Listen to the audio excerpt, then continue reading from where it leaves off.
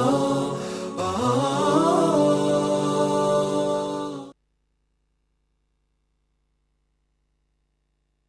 بسم اللہ الرحمن الرحیم الحمدللہ والصلاۃ علی اہلہا اما بعد فقد قال اللہ تعالی وتبارک فی کلامہ المجید وفرقانہ الحمید وقولہ الحق بسم اللہ الرحمن الرحیم یا ایہا الذین آمنوا اتقوا اللہ وکونوا مع الصادقین۔ ناظرین السلام علیکم۔ پروگرام خیر العمل کے ساتھ عابد رضوی آپ کی خدمت میں حاضر ہے۔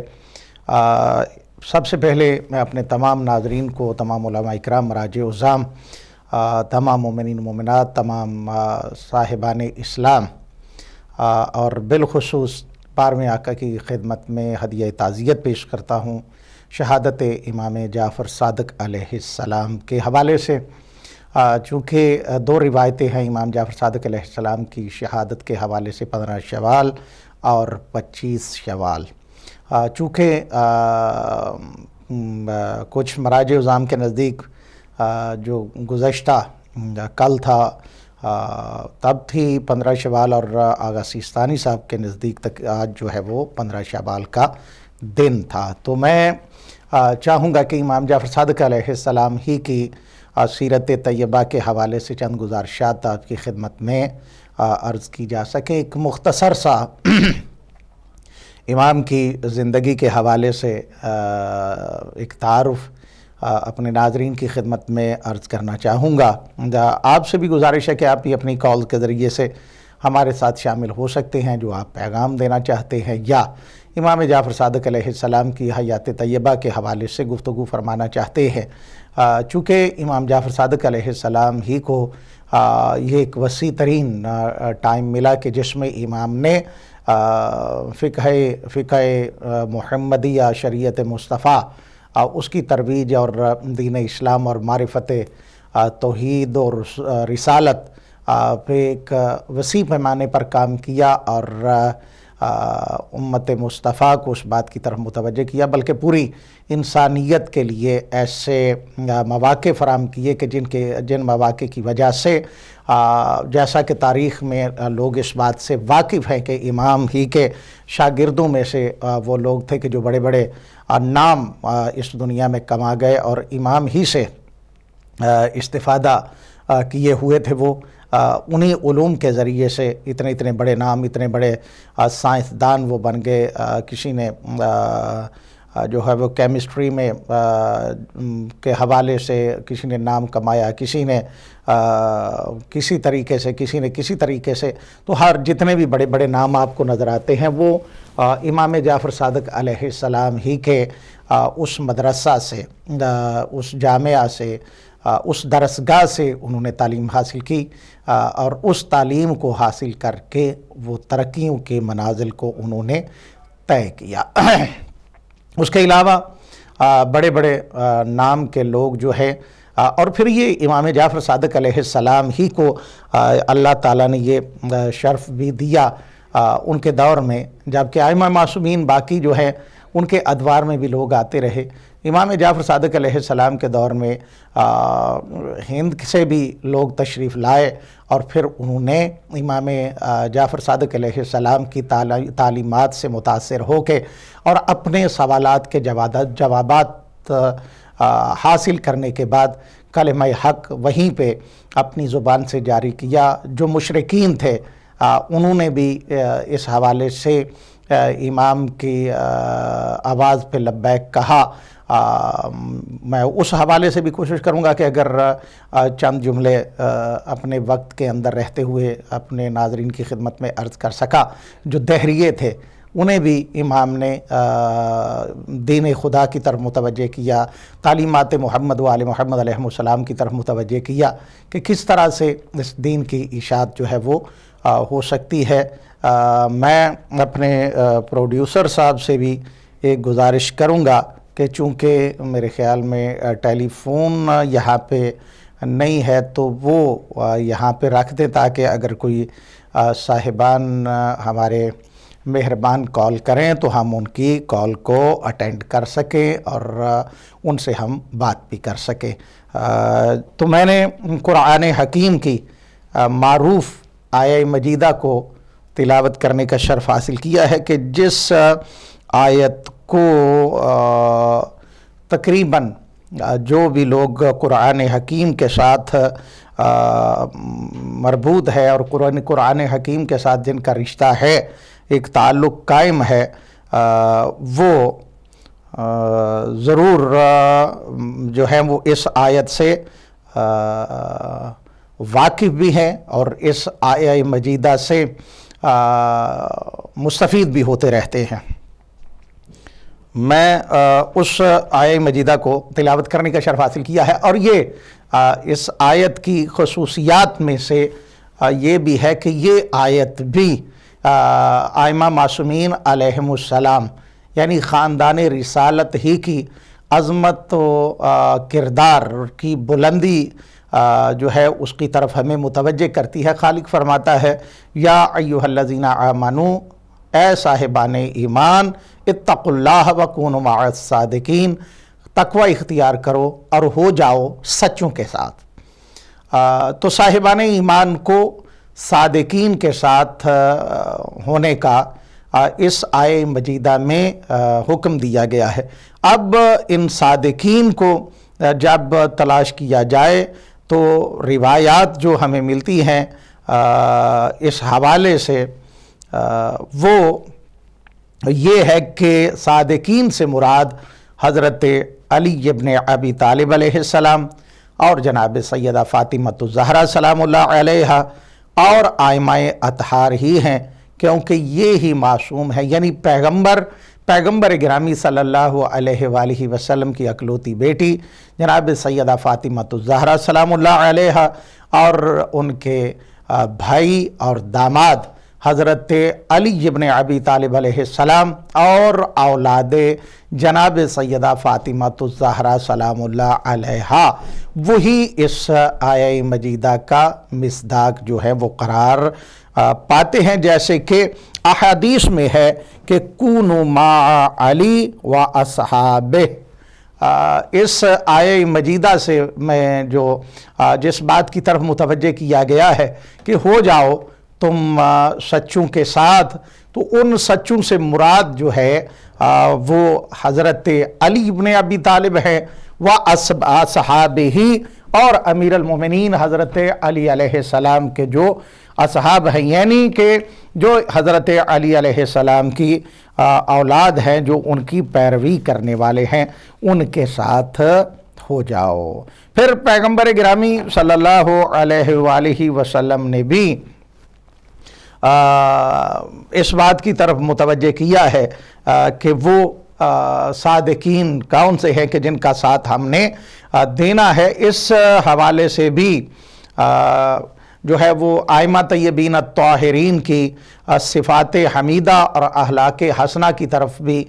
متوجہ کیا گیا ہے، جیسے کہ پیغمبر گرامی صلی اللہ علیہ وآلہ وسلم کی حدیث ہے انی تارکن فیکم الثقلین کتاب اللہ و عطرتی۔ اس میں بھی پیغمبر گرامی صلی اللہ علیہ وآلہ وسلم نے جو کمپلیٹ اس حدیث کو فرمایا ہے اس کے حوالے سے ہے کہ میں تمہارے درمیان دو گراں قدر چیزیں چھوڑ کے جا رہا ہوں، ایک کتاب خدا ہے جو زمین و آسمان کے درمیان حبل ممدود ہے، کہ وہ حبل ممدود بین السماء والارض، زمین اور آسمان کے درمیان یہ حبل ممدود ہے۔ اور دوسرے پیغمبر گرامی صلی اللہ علیہ وسلم نے کیا فرمایا، وہ عطرتی اہل بیتی، اور وہ دوسرے جو ہیں وہ میری اہل بیت ہیں۔ آگے فرمایا کہ وہ اہل بیت جو ہیں مجھے لطیف و خبیر نے آگاہ کیا ہے، یعنی ذات توحید نے مجھے آگاہ کیا ہے کہ یہ ایک دوسرے سے جدا نہیں ہوں گے۔ یہ دونوں اخبرنی انہما لن یفترقا حتی یاردا علی الحوض فانظروا۔ پیغمبر گرامی صلی اللہ علیہ وآلہ وسلم نے فرمایا کہ اس لطیف و خبیر جو ذات ہے اس نے مجھے اس بات کی طرف آگاہ کیا ہے کہ یہ دونوں جو ہے قرآن حکیم اور اہل بیت اطہار جو ہے یہ ایک دوسرے سے جدا نہیں ہوں گے یہاں تک کہ حوض کوثر پر میرے پاس وارد ہوں گے۔ دیکھنا ہے کہ ان دونوں کے ساتھ تم کیا سلوک کرتے ہو، بماذا تخلفونی فیہما، کہ تمہارا ان کے ساتھ کیا رویہ ہوتا ہے۔ اب اس بات کو دیکھنا ہے کہ تمہارا قرآن حکیم کے ساتھ کتنا تمسک ہے اور میری اہل بیت کے ساتھ کتنا تمسک ہے۔ یعنی اہل بیت سے مراد یہی اہل بیت ہے کہ جن کا تعارف حدیث کساء میں بھی جب چادر کے نیچے آگے تو اس حوالے سے بھی فرمایا، اور وہاں پہ بھی جو جملے ہیں وہ صرف اور صرف وہیں تک محدود نہیں رہتے بلکہ امام زمانہ عجل اللہ الشریف تک وہ سلسلہ جو ہے وہ جاتا ہے۔ اس ڈیٹیل میں نہیں جانا چاہتا کہ اس کی وضاحت شروع کر دی تو پھر یہ جو جس موضوع کے لیے آج ہم یہاں پہ بیٹھے ہیں وہ شاید آگے نہ چل پائے، لیکن یہ بات تو طے شدہ ہے کہ یہ 12 ائمہ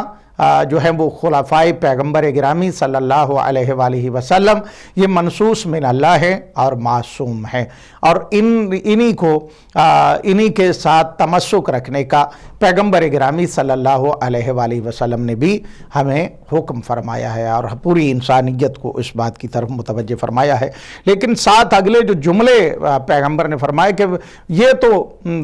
حوض کوثر پہ قیامت کے دن وہاں پہ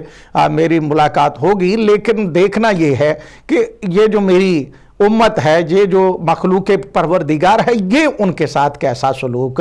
کرتی ہے۔ تو اس سلوک کا نتیجہ آپ دیکھتے تاریخ میں دیکھیں تو بعد از پیغمبر گرامی صلی اللہ، پہلے تو اگر ہم پیغمبر گرامی صلی اللہ علیہ وآلہ وسلم ہی کی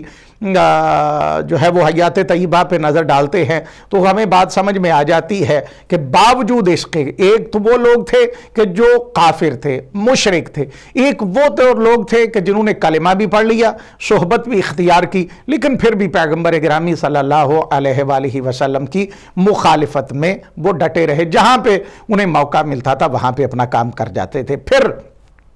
اگر ہم امیر المومنین حضرت علی علیہ السلام کی زندگی کو دیکھتے، حیات طیبہ کو دیکھتے ہیں، ان حدیثوں کو دیکھیں، قرآن حکیم کی ان آیات کو دیکھیں کہ جس میں تقریباً 300 سے زیادہ آیات ہیں کہ جن کے بارے میں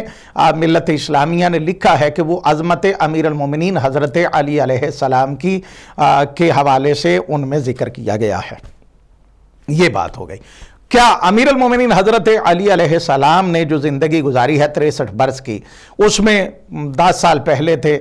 پھر امیر المومنین حضرت علی علیہ السلام کی زندگی کا اگلا حصہ ہے، پھر 25 سال امیر المومنین حضرت علی علیہ السلام کی زندگی کی خاموشی ہے، پھر آخری دور میں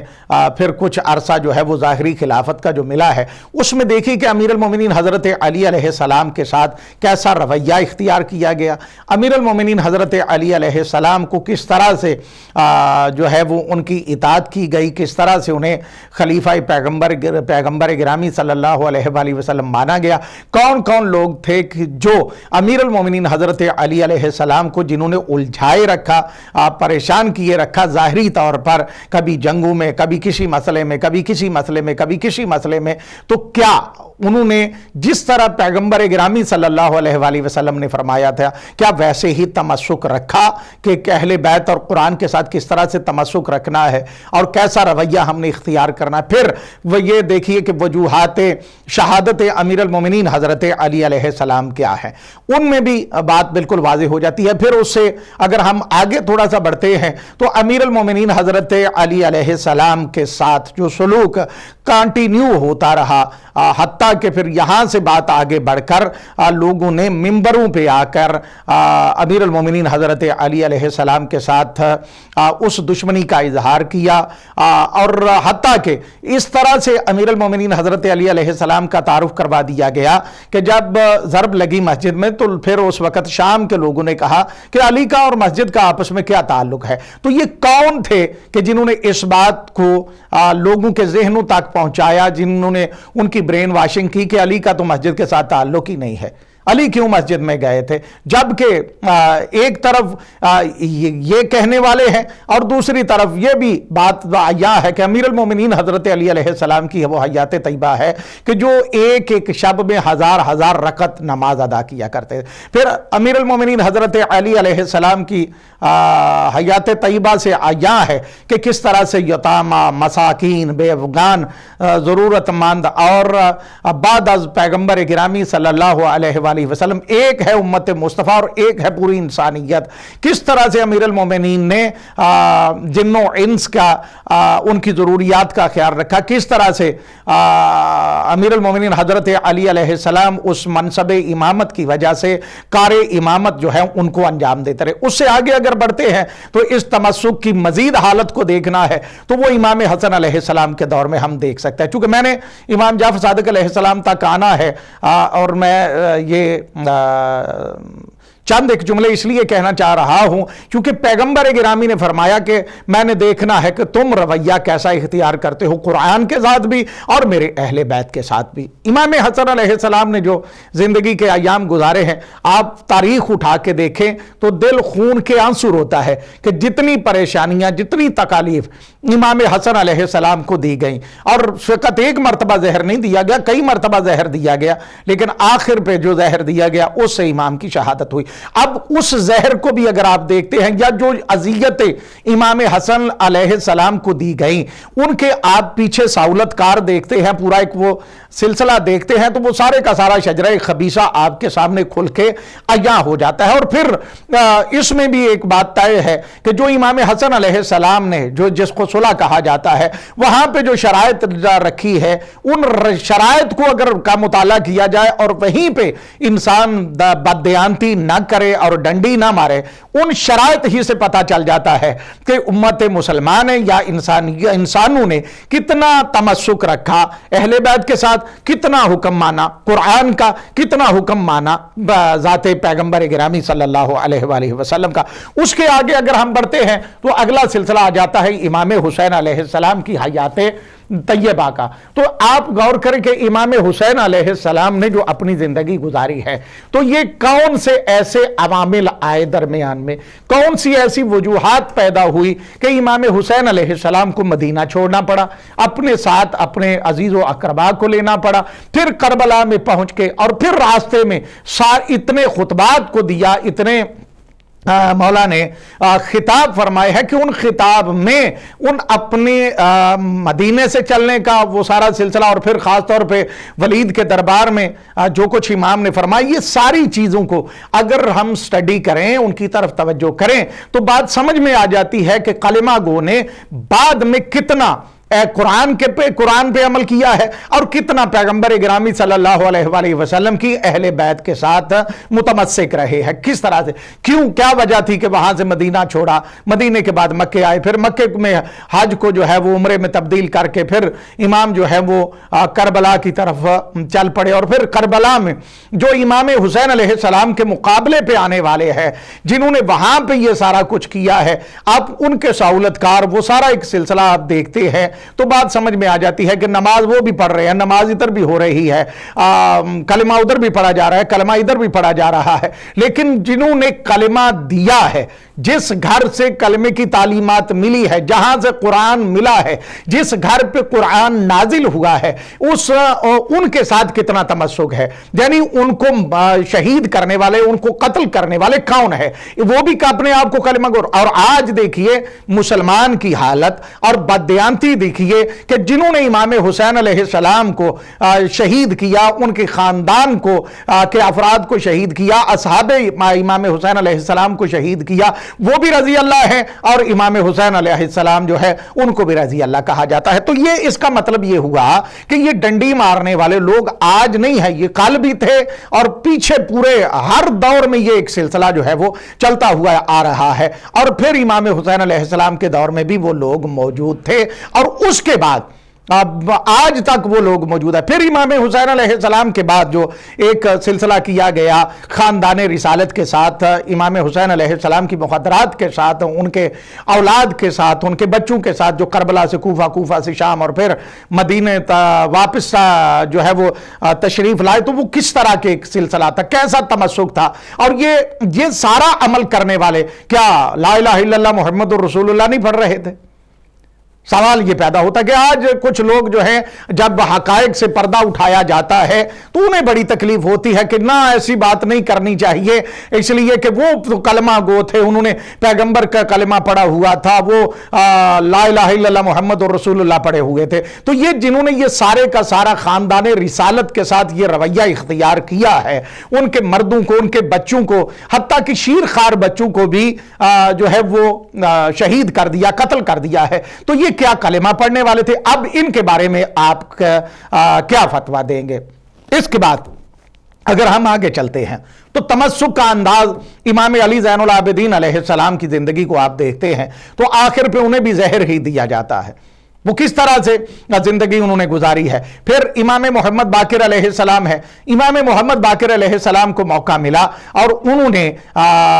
یہ شریعت مصطفیٰ اور احکام شریعت اور توحید اور رسالت کا ایک سلسلہ جو ہے اس کو ایک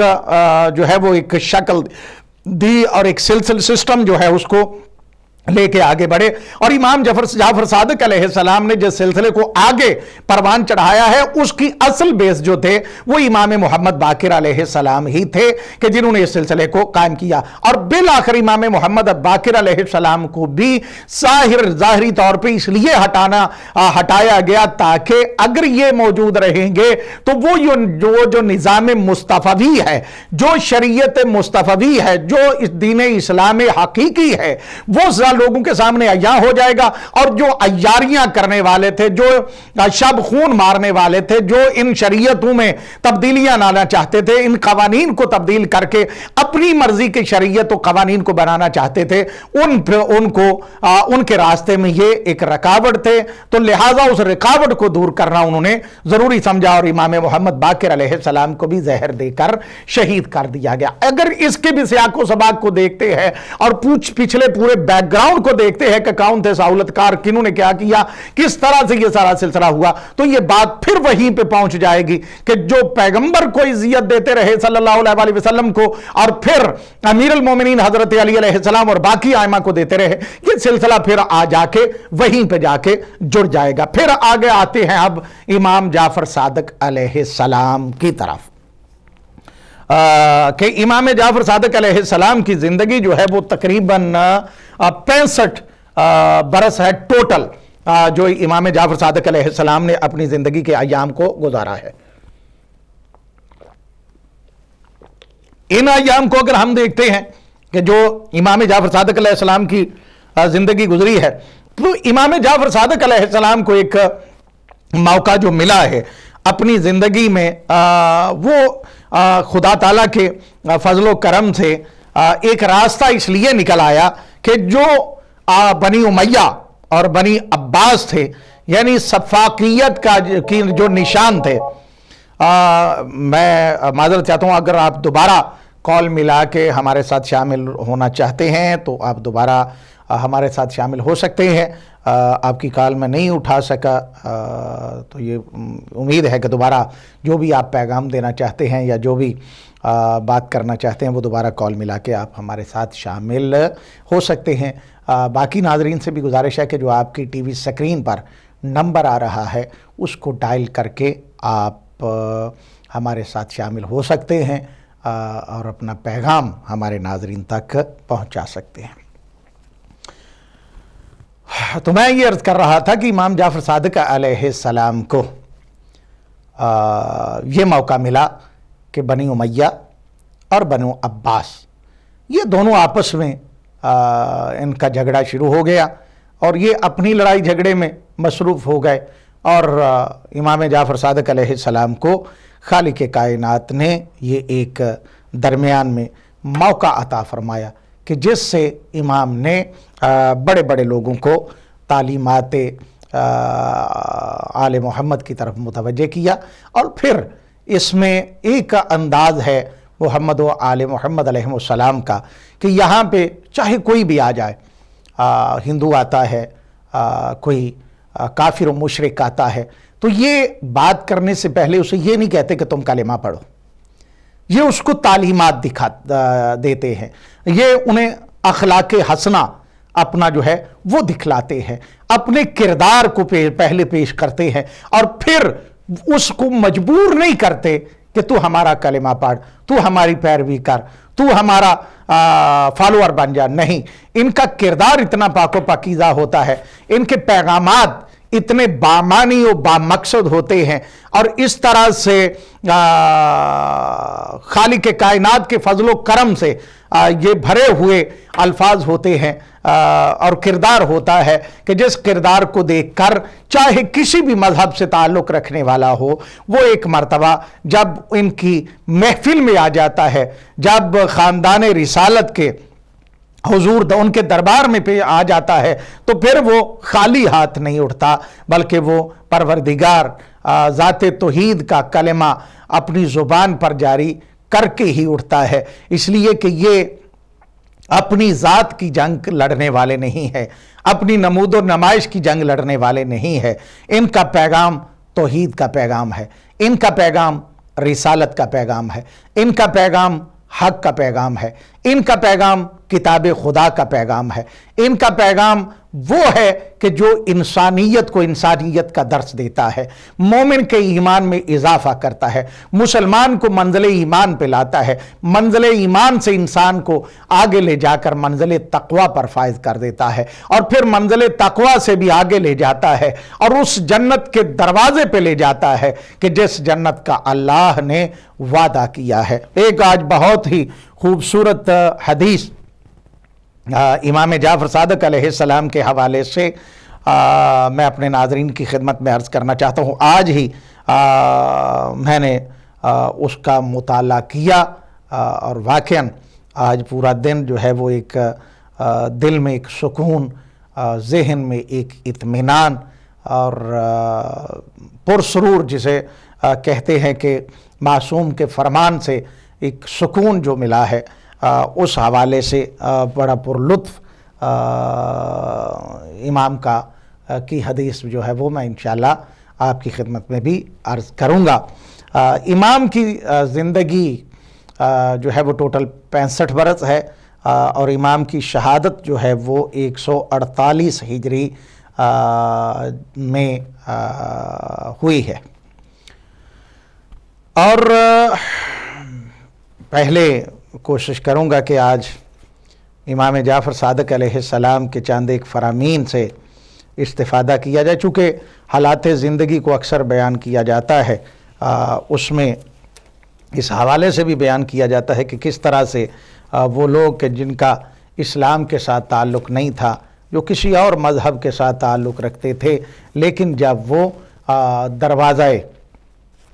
خاندان رسالت پر آئے تو پھر ان کا طریقہ کار کیا ہوا، انہوں نے کس طرح سے تعلیمات اہل بیت اور دین اسلام جو ہے اس کی سربلندی کے لیے کام بھی کیے، اور کلمہ حق جو ہے اس کو بھی اپنی زبان پر جاری کیا۔ آج میں چاہوں گا کہ چند ایک امام جعفر صادق علیہ السلام کے فرامین جو ہیں ان سے استفادہ کیا جائے کہ جو امام نے صاحبان ایمان کے لیے بھی فرمائے ہیں اور مسلمانوں کو بھی جن چیزوں میں متوجہ کیا ہے کہ ایک مومن کو کیسا ہونا چاہیے اور ایک مسلمان جو ہے وہ کیسا ہونا چاہیے، اور مسلمان کی ذمہ داریاں بہت چھوٹے چھوٹے فرامین ہیں، ان کو عرض کروں گا۔ اب واقعات اس حوالے سے کہ جو ایک بہت بڑا شخص تھا اور اس کے بڑے دعوے تھے، وہ واقعات بھی اگر میرے پاس وقت بچا تو وہ عرض کروں گا۔ جس طرح وہ عبداللہ دیسانی کو امام نے متوجہ کیا کہ توحید کیا ہے، اس کے علاوہ جو لوگ ہیں کہ وہ آئے اور توحید کے حوالے سے جنہوں نے سوال کیے، حتیٰ کہ ایک عبداللہ نامی جو آیا تو اس نے کہا کہ ذات توحید پہ اللہ پہ کیا دلیل ہے، تو امام نے فرمایا کہ تیرا نام کیا ہے، تو وہ وہاں سے اٹھ کے چلا گیا۔ تو ساتھیوں نے کہا کہ تو نے سوال جو کیا تھا امام نے تو تجھے اس کا جواب ہی نہیں دیا، تو اٹھ کے کیوں چلا گیا؟ اس نے کہا تمہیں نہیں دیا لیکن مجھے نام مل گیا تھا، کہ جب اگر میں ان کو بتا دیتا کہ میرا نام عبداللہ ہے تو امام نے کہنا تھا کہ وہ اللہ کون سا ہے کہ جس کا بندہ تو ہے، تو لہٰذا مجھے اس کا جواب مل گیا تھا۔ پھر دوبارہ بھی وہ آیا لیکن اس نے شرط یہ رکھی کہ اب مجھ سے میرا نام نہیں پوچھا جائے گا، تو پھر میں اس حوالے سے جو سوال ہوں گے، پھر جو ہے وہ حضرت ابو حنیفہ کے حوالے سے وہ بھی امام کے ساتھ جو سوالات کا ایک سلسلہ تھا وہ بھی اکثر اوقات آپ سنتے رہتے ہیں۔ پھر ایک اور شخص جس نے آ کے کہا کہ اللہ کے ہونے پہ کیا دلیل ہے، کہ وہ اس خالق کائنات کا خالق بھی وہی ہے اور اللہ کے ہونے پہ کیا دلیل ہے، تو وہ پاس ایک جو ہے وہ بچہ گزر رہا تھا یا ایک شخص گزر رہا تھا، اس کے ہاتھ میں انڈا تھا، تو امام نے وہ انڈا لے لیا اور وہ لے کر تو مولا نے فرمایا کہ یہ دیکھو یہ ایک مضبوط کلا ہے، اس کلے کے اندر ایک جھلی ہے، اس جھلی کے پھر اندر دو دریا بہ رہے ہیں، ایک پگھلی ہوئی چاندی کا دریا ہے، ایک پگھلے ہوئے سونے کا دریا ہے۔ چاہے یعنی یہ میں ایکسپلین کرنے کے لیے یہ جملہ کہہ رہا ہوں، اور آپ بھی یہ تجربہ کر کے دیکھ لیں کہ آپ انڈے کو لے کے چاہے سارا دن اس طرح اس کو اچھالتے رہیں، لیکن جب آپ اس کو توڑیں گے تو وہ جھلی کے اندر جو سلسلہ ہے وہ دونوں زرد رنگ کا جو اس کا حصہ ہے وہ علیحدہ ہوگا، وائٹ کلر کا حصہ جو ہے وہ علیحدہ ہوگا۔ تو امام نے اسے فرمایا کہ یہ دیکھو ایک چاندی کا پگھلی ہوئی چاندی کا دریا ہے، ایک جو ہے وہ پگھلے ہوئے سونے کا دریا ہے، ان دونوں دریاؤں کو جو ذات ملنے نہیں دیتی وہی خدا ہے۔ تو اس نے اسی وقت کہا کہ مجھے اس کلمے کی طرف متوجہ فرمائے کہ جس دین کی تبلیغ آپ فرماتے ہیں، جس دین و مذہب کے مبلغ آپ ہیں، تو اس نے جملے وہاں پہ اشہد ان لا الہ الا اللہ وحدہ لا شریک لہ واشہد ان محمدا عبدہ ورسولہ، اور پھر امام کے حوالے سے بھی کہا کہ آپ بھی جو ہیں وہ امام حق ہیں۔ تو یہ واقعات بہت زیادہ ہیں، ان واقعات کو آپ نے ہزارہ مرتبہ سنا بھی ہوا ہے، میں ان واقعات کی طرف نہیں جاتا۔ اور یہ بھی واقعہ امام جعفر صادق علیہ السلام ہی کے غالباً دور کا ہے کہ جس وقت ایک وہ شخص جس نے اپنے خدا ہونے کا دعویٰ کیا تھا کہ میں نے خالق ہوں، میں نے مخلوق کو خلق کیا ہے، تو وہ بھی امام ہی کے دور کا واقعہ ہے۔ اور پھر ایک اور واقعہ تھا کہ جس میں امام نے ایک شخص جو ہے وہ حاضر ہوا اور اس کو بتایا، راستے میں وہ جب جا رہا تھا تو اس نے کہا کہ تیرے چہرے سے یہ لگتا ہے کہ تو جو ہے وہ مقتول کا چہرہ ہے، پیچھے قدم بڑھائے تو کہا تیرے قدموں سے بھی لگتا ہے کہ مقتول کے قدم ہے۔ تو وہ سارا سلسلہ جب وہ امام کے پاس پہنچا، وہ چونکہ اپنے حاکم وقت سے وہاں سے سزا یافتہ ہوا تھا اور وہ جان بچا کے بھاگا تھا، تو راستے میں جب ایک شخص کو ملا کہ جو حساب و کتاب لگانے والا تھا، تو اس نے کہا کہ زبان نکال، تو اس نے زبان نکالی، تو اس نے کہا کہ یہ زبان بھی اس نے پورا اس سے جب پوچھا سارا کے سلسلہ، تو اس نے کہا کہ یہ تیرا یہ سلسلہ ہے، لیکن جب زبان نکالی، چونکہ وہ امام جعفر صادق علیہ السلام کی خدمت میں گیا تھا، تو امام نے اسے یہ کہا تھا کہ تو جا کر اسی حاکم کے پاس جا جس سے موت کے ڈر سے تو آیا ہے، اور اسے میرا تو پیغام دینا اور میرا سلام دینا۔ تو جب وہ راستے میں آیا تو وہ اس شخص نے دیکھا تو اس نے کہا چہرہ بھی مقتول کا لگتا ہے، آنکھیں بھی مقتول کی لگتی ہیں، ہاتھ بھی مقتول کے لگتے ہیں، مجھے پاؤں بھی مقتول کے، تیرا آگے چلنا بھی مقتول کا، پیچھے چلنا بھی۔ جب زبان نکالی تو اس نے کہا کہ چلا جا، اس لیے کہ تیری زبان پہ ایسا پیغام ہے کہ اب تجھے کوئی جو ہے وہ تکلیف نہیں پہنچا سکتا، تو پیغام ایسا لے کے جا رہا ہے کہ جس میں تیری زندگی کو کوئی خطرہ نہیں تھا۔ تو وہ پیغام امام جعفر صادق علیہ السلام کی طرف سے تھا۔ میں ڈیٹیل میں اس واقعے کو عرض نہیں کیا، صرف اختصار کے ساتھ وہ اپنے ناظرین کی خدمت میں عرض کیا ہے۔ امام جعفر صادق علیہ السلام فرماتے ہیں وہ فرماتے ہیں کہ للمسلم علی اخیہ المسلم من الحق، امام فرماتے ہیں کہ ایک برادر مسلمان کا اپنے دوسرے مسلمان بھائی پر جو حقوق ہیں ان میں سے یہ حق بھی ہے کہ جب ملاقات کرو تو پھر سلام کہو، ان یسلم علیہ، جب بھی اس سے ملاقات کرو تو اس پر سلام کرو، یعنی مسلمان کو ملے تو سلام کہے۔ دوسرا، پھر مولا فرماتے ہیں کہ جب بیمار ہو تو اس کی عیادت کرے۔ یہ بیمار کی تیمارداری کرنا یہ اپنے اندر ایک خود موضوع ہے جو بڑا وسیع ہے، اس کی کیا برکات ہے، اس کی کیا عظمت ہے، جو تیمارداری کرنے جا رہا ہے اس کی کیا عظمت ہے، اس کے کیا فوائد ہیں، یہ خود اپنے اندر ایک موضوع ہے۔ پھر مولا نے فرمایا کہ اس کے پیٹھ پیچھے اس سے خلوص برتے، یعنی مسلمان جب مسلمان سے جدا ہو اور دوسرے لوگوں میں چلا جائے تو پھر اس کے پیٹھ پیچھے خلوص برتے، یعنی وہ نہ کرے کہ جو کچھ ہم معاشرے میں کرتے ہیں اور ہوتا ہوا دیکھتے ہیں۔ پھر فرمایا کہ جب اس کو چھینک آئے تو دعا کرے، یعنی یرحمک اللہ کہے، یعنی دوسرے کو جب چھینک آ رہی ہے تو جو صرف دیکھ رہا ہے اسے کہے یرحمک اللہ، کہ اللہ تجھ پر رحم کرے، اور خود تو ظاہر ہے شکر الحمدللہ کا یہ جملہ کہا جاتا ہے۔ جب اس کو بلائے تو قبول کرے، یعنی جب مسلمان کو مدد کے لیے بلائے یا کسی اور خلوص کے کام کے لیے بلائے تو وہ اس کا ساتھ دے۔ اور اگلی بات جس کی طرف ہم متوجہ نہیں ہوتے، اس لیے کہ ہم یہ دیکھتے ہیں کہ کب تک ہمارے مفادات تھے، کب تک ہمارا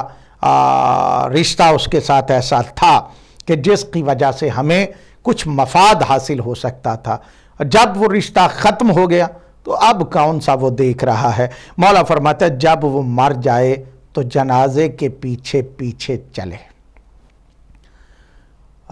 اس حوالے سے چونکہ موضوع آج نہیں ہے یہ کہ جنازے کے پیچھے چلنے والا اس کا کیا مقام و مرتبہ ہے، پھر جنازے کے ساتھ جنازہ پڑھنے والے ان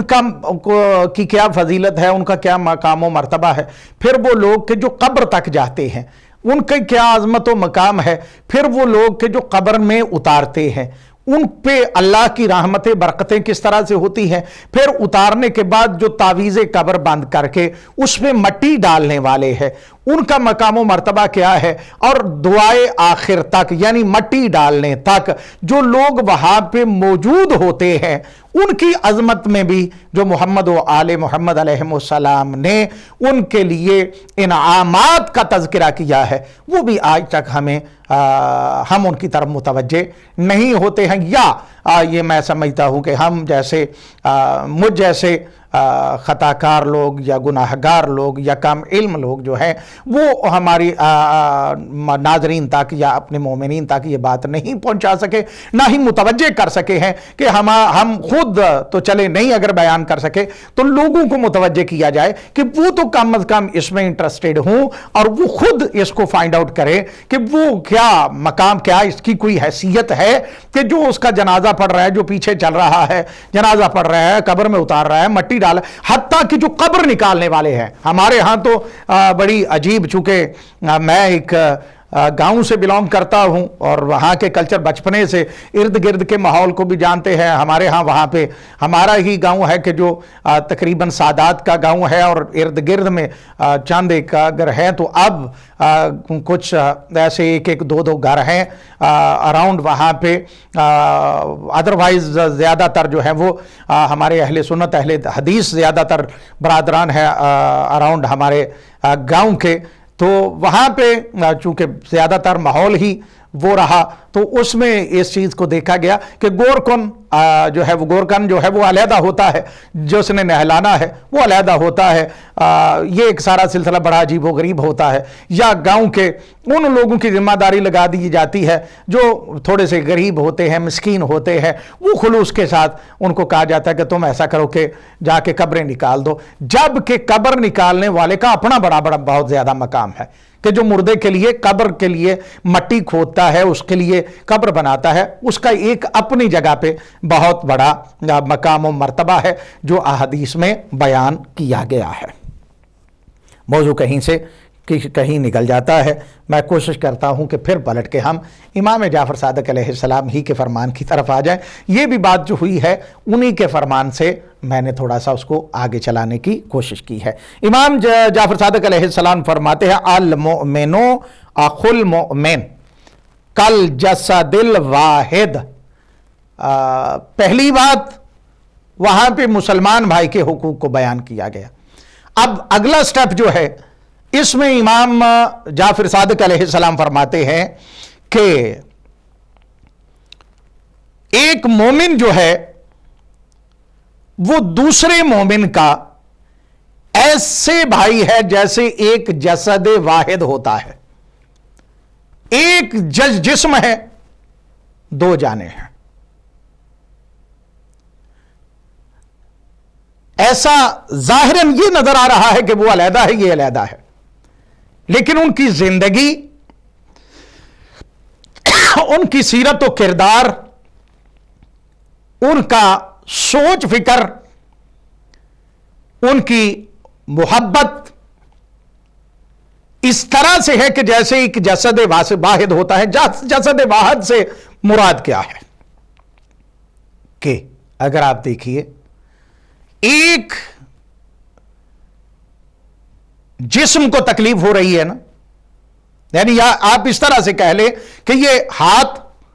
اس کو علیحدہ ہاتھ کہا جاتا ہے، اس بائیں ہاتھ کو دایاں بایاں، سر علیحدہ اس کو بولا جاتا ہے، پاؤں کو علیحدہ بولا جاتا ہے، آپ کی جو لیگز ہیں، ٹانگیں ہیں، ان کو علیحدہ بولا جاتا ہے، کان کو علیحدہ بولا جاتا ہے۔ لیکن جب انسان بولا جاتا ہے تو اس میں یہ نہیں کر دیا جاتا کہ اس کے کان علیحدہ ہے، آنکھ علیحدہ ہے، زبان علیحدہ ہے، ہاتھ علیحدہ ہے، پاؤں علیحدہ ہے۔ پھر یہ جسد واحد ہے، جسد واحد ہے یعنی اس کے ہاتھ پاؤں ہر چیز ایک ہے۔ ہاتھ کی ایک انگلی کو اگر تکلیف پہنچتی ہے تو پوری باڈی میں اس کی پین جو ہے وہ سروائیو کرتی ہے۔ اگر پاؤں میں کوئی نیل چبھ جاتا ہے تو درد صرف پاؤں میں نہیں ہوتی بلکہ انسان کی پوری باڈی محسوس کرتی ہے۔ فرمایا مومن دوسرے مومن کے ساتھ ایسے ہے جیسے ایک جسم ہوتا ہے، یعنی اگر مومن کو تکلیف دوسرے کو ہو رہی ہے تو مومن کی ذہنیت یہ نہیں ہونی چاہیے کہ اسے ہو رہی ہے نا، مجھے کیا ہے، جو ہوتا ہے ہوتا رہے، میرا اس کے ساتھ کیا تعلق ہے، مجھے کیا تکلیف ہے اگر کچھ ہو رہا ہے اس کو۔ فرمایا نہیں، اگر ایک مومن تکلیف میں ہوتا ہے تو جتنے مومن اس کو جانتے ہیں، جتنے مومن اس کے ساتھ ریلیٹڈ ہے، ان سب کو وہ تکلیف اگر محسوس ہوتی ہے تو پھر ہمارے اندر وہ ایمان اس معیار کا ہے کہ جس معیار کا ایمان ہمارے اندر خدا اور رسول اور ائمہ معصومین علیہم السلام چاہتے ہیں۔ ایسا نہیں ہے کہ ایک مومن بھوک اور پیاس سے مر رہا ہو اور دوسرے مومنین اپنی لائف کو انجوائے کر رہے ہوں، ایسا نہیں ہے۔ پھر مولا امام جعفر صادق علیہ السلام آگے فرماتے ہیں کہ جب جسم کے کسی حصے کو شکایت ہوتی ہے تو اس کی تکلیف پورے بدن کو ہوتی ہے، اور ان کی روح بھی ایک ہے۔ اللہ اکبر، اللہ اکبر۔ مولا فرماتے ہیں اللہ اکبر، وَأَرْوَاحُهُمَا مِنْ رُوحٍ وَاحِدَةٍ۔ فرمایا کہ مومن جو ہے جس طرح جسد ایک ہے اسی طرح روح بھی ایک ہے۔ اللہ اکبر، یعنی صرف جسمانی ساحت کے لیے مومن مومن کا ساتھ نہ دے، جسمانی بیماری یا جسمانی ضروریات کے لیے مومن مومن کا ساتھ نہ دے، بلکہ اگر وہ دیکھتا ہے کہ دوسرا مومن روحانی طور پہ بیمار ہے، اس کی روح میں کہیں پہ بیماری نظر آ رہی ہے، تو مومن وہ نہیں ہے کہ جو جسم کے لیے واہ واہ کرے لیکن روح کا انتظام نہ کرے۔ اللہ اکبر۔ اگر یہ بات سمجھ میں آ جائے تو یہ علماء کرام، مراجع عظام، مبلغین، واعظین، موحدین اور محبت اہل بیت علیہم السلام رکھنے والے، یہ جو بار بار اتنی تکالیف بھی اٹھاتے ہیں اور لوگوں کی گالیاں بھی سنتے ہیں، لوگوں کی تانا زنی بھی سنتے ہیں، لیکن پیغام روح جو ہے اس کو دینے سے وہ باز نہیں آتے، اور کوشش یہ کرتے ہیں کہ اگر کسی کی روح بگڑ چکی ہے تو وہ کوشش کرتے ہیں کہ کسی طرح سے اس کی روحانی طور پہ بھی اصلاح ہو جائے، چاہے ہمیں وہ جو کچھ بھی کہتا ہے کوئی حرج نہیں ہے۔ تو مومن فقط جسمانی طور پہ سپورٹ کرنے والے کا نام نہیں ہے، بلکہ مومن وہ بھائی ہے کہ جو جسمانی طور پہ بھی دوسرے مومنین کا خیال رکھے اور روحانی طور پہ بھی دوسرے مومنین کا خیال رکھے، نہ جسم کو بیمار ہونے دے دوسرے مومنین کے، اور نہ کسی کی روح کی بیماری کا سبب بنے، اسے مومن کہا جاتا ہے۔ اب ہر بندہ میرے سمیت اگر ہم اپنے گریبان میں جھانکتے ہیں، دیکھتے ہیں، غور کرنے کی کوشش کرتے ہیں، تو یہ بات بالکل سمجھ میں آ جاتی ہے کہ کتنا ہمارا تعلق جسمانی ہے مومنین کے ساتھ اور کتنا ہمارا روحانی ہے مومنین کے ساتھ۔ آگے امام جعفر صادق علیہ السلام فرماتے ہیں، مومن کی روح کا اتصال روح اللہ سے ہے، روح اللہ سے اس سے کہیں زیادہ شدید ہوتا ہے جتنا اتصال سورج اور اس کی شعاؤں میں ہوتا ہے۔ اللہ کے ساتھ مومن کی روح کا اتصال فرمایا اس سے کہیں زیادہ ہے جتنا سورج کے ساتھ اس کی شعاؤں کا اتصال ہوتا ہے۔ یہ روشنی اگر راستے میں کوئی چیز حائل ہو جائے نا سورج کے اور ان شعاؤں کے، تو شعاؤں کا وجود ختم ہو جاتا ہے۔ یہ روشنی ہم تک نہیں، آپ نے کبھی کئی مرتبہ دیکھا ہے کہ دوپہر کا وقت ہوتا ہے لیکن درمیان میں جب کالے بادل آ جاتے ہیں تو ایسے لگتا ہے کہ ابھی سے شام ہو گئی ہے، اس لیے کہ جو شعاع ہمیں مستفید کر رہی تھی اس شعاع کے درمیان کالا بادل آ گیا ہے، اور سورج کے ساتھ اس شعاع کو اس نے منقطع کر دیا ہے۔ فرمایا مومن کی روح کے ساتھ جو متصل ہوتی ہے، یہ صرف مومن اور مومن کی نہیں بلکہ روح اللہ سے ہے۔ قل الروح من امر ربی۔ اب ہم نے غور کرنا ہے کہ ہم نے مومنین کی روح کو کس طرح سے منور رکھنا ہے۔ کالر ہے، ان کو ساتھ شامل کر لیتے ہیں۔ جی السلام علیکم جناب رضوی صاحب، السلام علیکم۔ جی علیکم السلام ورحمۃ اللہ وبرکاتہ۔ جی احمد بھائی جی خیر العمل، آپ کا جو آج ٹاپک ہے جی بہت زبردست، ہمیشہ ٹاپک آپ کے بہت چڑھتا ٹاپک ہوں پنجابی چ میں کہاں جنوں یہ تھوڑیاں دعاواں نے بس یہ ہے کہ ساڈے عمل چ کمی ہے، وہ کوئی طریقہ دسو، یہ کوئی ٹاپک لیاؤ کہ اسی کہنے ہیں منہ لیکن باہروں جھاڑو پھیرنا کڑیے تو منہ اندر دا کوڑا، واہ واہ، تے دل بر تینوں منہ نہ لاوے تے پن چھڑ کچ دا چوڑا، جڑے اسی پریس کر کے سپریواں پرفیوم لا کے مسجداں چ جانے جمعے والے دن یا جدوں بھی عید شبرات تے بھی جائیدا، لیکن اندر دی جڑی صفائی خدا منگدا وہ نہیں ہے۔ تے باقی بھی جڑیاں قوماں آئیاں نے انبیاء علیہ السلام نے، وہ جنہاں نوں بھی جڑے جو انہاں تے وارد ہویا تے سارا کچھ قرآن کریم چ دسیا ہے، لیکن خیر العمل وہی ہے جڑا انہوں کرے گا تے او دے تو فائدہ وہی اٹھائے گا۔ لیکن اگر میرا ملک جتوں اسی بلانگ کرنے ہیں ਹਰ ਅਦਾਰਾ ਉਹ ਰੁੜ ਗਿਆ, ਡਿੱਗ ਗਿਆ, ਟੁੱਟ ਗਿਆ, ਤਬਾਹ ਹੋ ਗਿਆ। ਤੇ ਜੇ ਇੱਕ ਹੁਣ ਬੰਦਾ ਅਖੀਰ ਤੇ ਆਇਆ ਤੇ ਉਦੋਂ ਕਰੋਨਾ ਆ ਗਿਆ। ਉਹ ਕਹਿੰਦੇ ਨਾ ਗਰੀਬਾਂ ਰੋਕੇ ਰੋਦੇ ਤੇ ਦਿਨ ਵੱਡੇ ਆਏ। ਤੇ ਇਹ ਵਿਚਾਰੇ ਜਦੋਂ ਹਕੂਮਤ ਆਈ ਉਹਨੇ 12,000 ਲੋਕਾਂ ਦੇ ਕੋਈ ਤਕਰੀਬਨ ਪਤਾ ਨਹੀਂ 2-1.5-3 ਲੱਖ ਜਿੰਨੇ ਬੰਦੇ ਗਰੀਬ ਸਨ ਜਿੰਨੇ ਤੱਕ ਪਹੁੰਚ ਕੇ ਪਹੁੰਚਾਇਆ। ਔਰ ਉਹਦੀ ਤਸਦੀਕ ਹੋਈ, ਬਕਾਇਦਾ ਤਸਵੀਰਾਂ ਮੀਡੀਆ ਦਿਖਾਉਂਦਾ ਵੀ ਹੈ। ਲੇਕਿਨ ਇੱਕ ਜਿਨ੍ਹਾਂ ਨੂੰ ਪੈਸਾ ਦਿੱਤਾ ਗਿਆ ਸਾਰੀ ਉਮਰ 12, 14, 15 ਸਾਲ ਤੋਂ, ਉਹ ਲੁੱਟ ਕੇ ਖਾ ਕੇ ਤੇ ਫਿਰ ਵੀ ਡਕਾਮਾ ਕੇ ਹਾਲੇ ਵੀ ਕਹਿੰਦੇ ਨੇ ਉਹਨਾਂ ਦੇ ਨਾ ਵੀ ਸਾਨੂੰ ਹੋਰ ਦਿਓ ਅਸੀਂ ਦੇਵਾਂਗੇ। ਲੇਕਿਨ ਇੱਕ ਦਿੱਤਾ ਲਿੱਤਾ ਕਿਸੇ ਨੂੰ ਨਹੀਂ ਜਾਂਦਾ। ਸਾਰੇ ਸਟੀਲ ਮਿਲ ਦੇਖ ਲਓ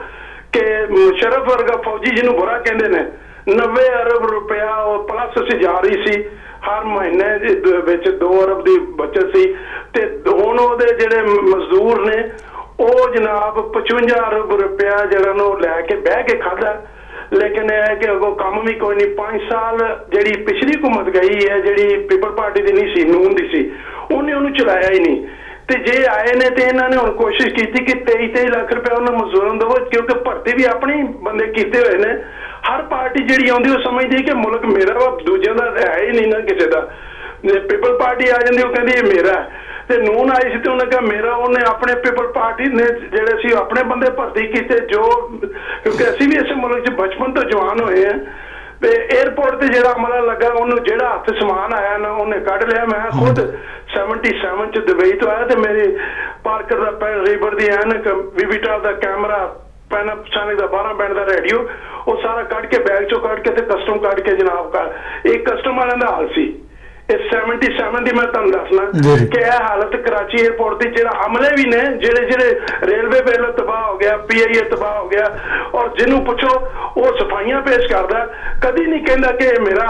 ਅਗਰ ਪੁੱਤਰ ਜੁਰਮ ਕਰਕੇ ਆਇਆ ਹੋਵੇ ਨਾ ਤੇ ਉਹਨੂੰ ਤੁਸੀਂ 4 ਦੇ ਥੱਲੇ ਲਗਾ ਦਿਓ, ਪੁਲਿਸ ਆਵੇ ਲੱਭਣਾ। ਜਿਵੇਂ ਨਵਾਜ਼ ਸ਼ਰੀਫ ਨੂੰ ਲੱਭਣ ਗਏ ਨੇ ਤੇ ਉਸੇ ਘਰ 'ਚ ਛੁਪਿਆ ਸੀ ਤੇ ਉਹ ਲੱਭ ਹੀ ਨਹੀਂ ਸਕੇ। ਉਹਨਾਂ DIE ਸਸਪੈਂਡ ਕਰ ਦਿੱਤਾ। ਇਹ ਹੈ ਕਿ ਇਹ ਜਿਹੜੇ ਚੋਰ ਨੇ ਉਹ ਛੁਪ ਜਾਂਦੇ ਨੇ, ਬਲਕਿ ਜਿਹੜੇ ਉਹਨਾਂ ਨੂੰ ਡਿਫੈਂਡ ਕਰਦੇ ਨੇ ਉਹ ਰੋਜ਼ ਕਿਆਮਤ ਨੂੰ ਆ ਕੇ ਸੂਰਤ ਅਲ-ਹਾਕਾ 'ਚ ਕਿ ਸੱਜੇ ਹੱਥ ਜਿਹਦਾ ਮਾਲਨਾਮਾ ਹੋਏਗਾ ਉਹ ਖੁਸ਼ਕਿਸਮਤ ਖੁਸ਼ਨਸੀਬ, ਜਿਨ੍ਹਾਂ ਨੂੰ ਖੱਬੇ ਹੱਥ ਮਿਲੇਗਾ ਉਹ 70 ਹੱਥ ਦੀ ਜ਼ੰਜੀਰ। ਤੁਸੀਂ ਆਲਮ ਜੇ ਤੇ ਤਰਜਮੇ ਨਾਲ ਕੁਰਾਨ ਕਰੀਮ ਇਹਨਾਂ ਨੂੰ ਦੱਸਿਆ ਕਰੋ ਵੀ ਉਹ ਜਦੋਂ ਬੰਦੇ ਦੇ ਦੁਆਲੇ ਵਲੀ ਜਾਣੀ ਹੈ ਉਹ ਜ਼ਮੀਨ ਤੋਂ ਪੈਰਾਂ ਤੋਂ ਲੈ ਕੇ ਸਿਰ ਤੱਕ ਉਹਦੇ ਚੱਕਰ ਜਿਹੜੇ ਨੇ ਚੜ ਜਾਣੇ ਨੇ ਉਸ ਚੈਨ ਦੇ, ਜਿਹੜੀ 70 ਹੱਥ ਲੰਬੀ ਹੈ। ਤੇ ਉੱਥੋਂ ਕਿੱਥੋਂ ਨਿਕਲ ਕੇ ਤੁਸੀਂ ਪੀਪਲ ਪਾਰਟੀ ਦੀ ਮਦਦ ਕਰੋ ਜਾਂ ਨੂਨ ਦੀ ਕਰੋ ਜਾਂ PTI ਦੀ। ਮੈਂ ਕਰਾਂਗਾ, ਮੈਂ ਕਿਸੇ ਪਾਰਟੀ ਦਾ। ਲੇਕਿਨ ਇਹ ਵੀ ਅਗਰ ਕੋਈ ਚੰਗਾ ਬੰਦਾ ਆਇਆ ਤੇ ਉਹਦੀ ਮਦਦ ਕਰਨੀ ਚਾਹੀਦੀ ਹੈ। ਉਹਨੇ ਪੁਰਾਣਾ ਜੋ ਚੀਨੀਆਂ ਦਾ ਕਾਰੋਬਾਰ ਵੇਖੋ, ਚੋਰਾਂ ਨੂੰ ਮੋਰ ਪੈਣ ਦੇ ਨੇ ਕਿ ਉਹ ਵਿੱਚ ਹੀ ਨਾਲ ਰਲੇ। ਜਿਹੜੇ ਉਹਨੇ ਕਿਹਾ ਮੀਡੀਆ, ਉਹਨੇ ਕਿਹਾ ਕਿ ਇਹ ਸਾਰੇ ਵੱਡੇ ਜਿਹੜੇ ਹਾਥੀ ਸਨ ਇਹ ਕਰਦੇ ਸਨ, ਉਹ ਵੇਖ ਲਓ ਜਹਾਂਗੀਰ ਤਰੀਨ ਵੀ ਉਹਨਾਂ 'ਚ ਹੀ ਰਲਿਆ ਸੀਗਾ, ਵਿੱਚੋਂ ਰਲ ਕੇ ਸਾਰੇ ਚੀਨੀ ਖਾਂਦੇ ਸੀ, ਕੋਈ ਕਿਸੇ ਦਾ ਰਿਸ਼ਤੇਦਾਰ ਨਹੀਂ। ਲੇਕਿਨ ਇਹ ਕਿ ਆਪਸ 'ਚ ਰਿਸ਼ਤੇਦਾਰਾਂ ਨੂੰ ਵੀ ਅੱਗੇ ਹੁੰਦੇ ਨੇ, ਜਿਹੜੇ ਚੋਰ ਹੁੰਦੇ ਨੇ ਇੱਕ ਦੂਜੇ ਨੇ ਇਹ ਬੇਈਮਾਨੀ ਵੀ ਬੜੀ ਇਮਾਨਦਾਰੀ ਨਾਲ ਕਰਦੇ ਨੇ। ਤੇ ਮੇਰਾ ਮੈਸੇਜ ਇਹ ਹੀ ਹੈ, ਖੈਰੁਲ ਅਮਲ ਤੇ ਉਹ ਹੀ ਹੈ, ਉਹਦੇ ਫਾਇਦਾ ਵਾ ਜਿਹੜਾ ਕਰੇਗਾ ਉਹਨੂੰ ਫਾਇਦਾ ਪਹੁੰਚਣਾ। ਮੇਰੇ ਅਮਲ ਦਾ ਜ਼ੈਦ ਨੂੰ ਜਾਂ ਬਕਰ ਨੂੰ ਜਾਂ ਤੁਹਾਨੂੰ ਨਹੀਂ, ਤੁਹਾਨੂੰ ਆਪਣੇ ਅਮਲ ਦਾ, ਮੈਨੂੰ ਆਪਣੇ ਅਮਲ, ਹਰ ਬੰਦੇ ਨੂੰ ਆਪਣੇ ਅਮਲ। ਇਹ ਅਸਲ ਖੈਰੁਲ ਅਮਲ ਅਗਰ ਅਸੀਂ ਕਰਕੇ ਜਾਵਾਂਗੇ ਤੇ ਉਹ ਸਾਡਾ ਵੈਲਕਮ ਕਰੇਗਾ। ਇੰਨਾ ਲੈਣਾ याबम सुम्मा इन्ना लेना हिसाबम हिसाब लेना भी ਉਹਦਾ ਹੀ ਕੰਮ, ਉਹਨੇ ਲੈਣਾ ਹੀ ਲੈਣਾ। खुदा हाफिज। बहुत शुक्रिया अहमद भाई, आपका परवरदिगार आपको सेहत व सलामती अता फरमाए और आपकी तौफीकात खैर में इजाफ़ा फरमाए। इमाम जाफ़र सादिक अलैहिस्सलाम का फरमान जो मैंने आपकी खिदमत में अर्ज़ किया है, चूँकि वक्त बिल्कुल अब इख्तिताम को पहुँच चुका है, कोई बात आगे नहीं लेके जा सकते। बहुत ज़्यादा बातें थी कि जो आपकी खिदमत में अर्ज़ करना चाहता था, लेकिन चूँकि तमहीदन ही गुफ्तगू काफ़ी लंबी हो गई और उम्मीद है कि जहाँ तक जो फ़रामीन अर्ज़ कर सका हूँ वो आप तक जो पहुँचे हैं उस पे मेरे समेत हम सब मुतवज्जे भी होंगे और अमल करने की भी कोशिश करेंगे। एक खूबसूरत पैगाम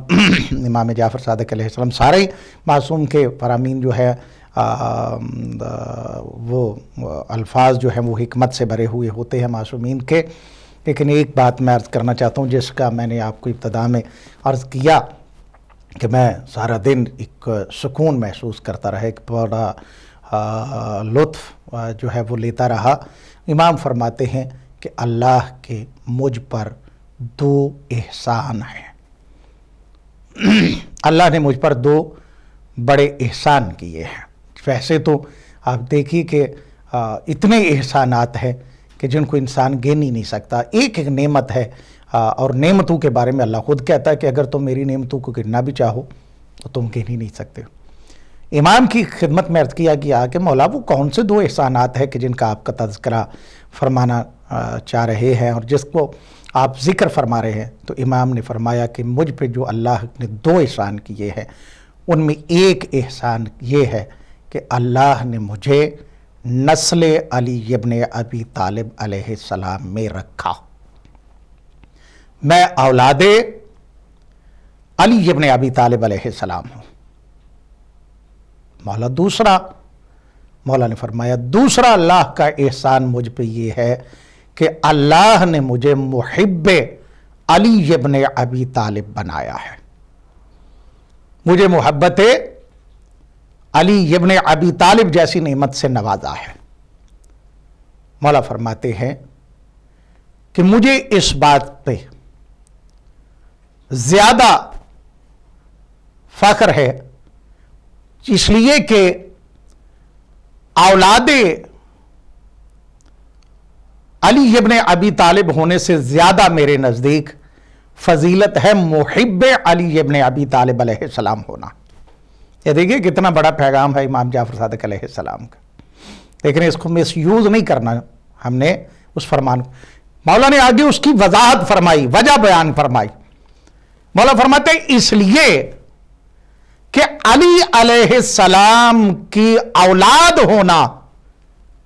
یہ فضل ہے، اور محبت علی ابن ابی طالب علیہ السلام ہونا یہ اللہ کی طرف سے فرض ہے۔ تو میں اس بات پہ زیادہ اس کو فضیلت سمجھتا ہوں کہ جو اللہ کی طرف سے ہم پر محبت فرض قرار دی گئی ہے، میں اس علی ابن ابی طالب علیہ السلام سے محبت کرتا ہوں۔ اللہ ہم سب کو محبت علی ابن ابی طالب علیہ السلام پر جمع ہونے کی توفیق عطا فرمائے۔ انشاءاللہ اگلے پروگرام میں پھر آپ سے ملاقات ہوگی نئے پروگرام کے ساتھ، تب تک کے لیے خدا حافظ۔